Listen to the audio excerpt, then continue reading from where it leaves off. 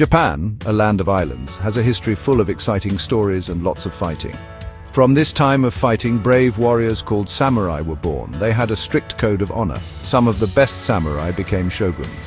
These powerful military leaders ruled Japan for many years, making big decisions and leading with strength. Imagine old Japan, divided into groups that fought each other.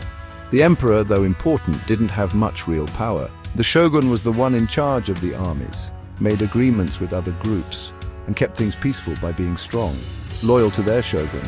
The samurai were like the backbone of this system. Their swords showed everyone how powerful they were. The word shogun started being used between 794 and 1185. At first, emperors chose shoguns to stop rebellions and protect Japan. But as the shoguns got stronger, they wanted more power. The first shogun, Minamoto no Yoritomo, took charge in 1192. This was a big change for Japan. The shogun, not the emperor, was now the real ruler. This made the samurai even more important because being good at fighting meant you had power. Samurai were more than just fighters. They had to be disciplined, smart, and follow Bushido, the way of the warrior. This code told them to be loyal, honorable, brave, and willing to give up their lives for what they believed in. A samurai's job was to serve his master and follow these rules. They practiced with swords, bows and arrows, and horses all the time. They were always ready to defend their master and their honor, even if it meant dying. If a samurai broke the Bushido code, he would be very ashamed. This was worse than death.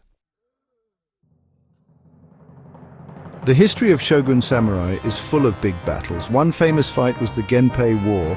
Between 1180 and 1185, two big families, the Minamoto and the Taira, fought to control Japan. This war made Minamoto no Yoritomo famous. He was a great leader and Japan's first shogun. Another important battle was the Battle of Sekigahara in 1600. Tokugawa Ieyasu won this battle and started a time of peace called the Edo period, which lasted from 1603 to 1868. The Tale of Two Swords, Miyamoto Musashi, and The Way of the Warrior.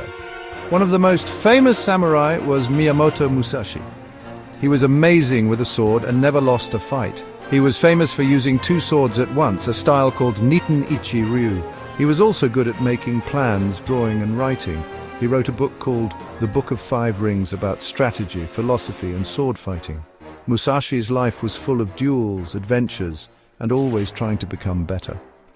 He is a great example of a samurai who wanted to learn and grow. The time of the shogun samurai officially ended in 1868, but their ideas are still important in Japan today. Ideas like loyalty, discipline, and honor are still valued. You can see the samurai spirit everywhere in Japan, from how hard people work to martial arts like kendo and aikido, which came from samurai training. Samurai were not just fighters, they also liked art and were very spiritual. Zen Buddhism, which is about meditation, discipline, and finding peace, was important to them. You can see this in Japanese gardens, the tea ceremony, and the simple clothes samurai wore. These all show how much they valued balance, peace, and the beauty of simple things. Movies, books, and video games often show samurai as good warriors who are great with swords and always do the right thing. This isn't the whole story, but it shows how interested people are in the samurai code and how dedicated they were.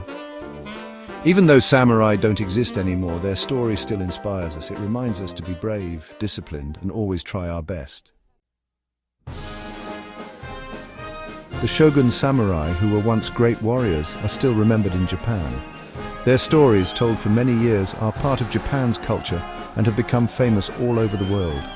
From fighting on battlefields to the peace of a Zen garden, the shogun samurai changed Japan's history, art, and philosophy.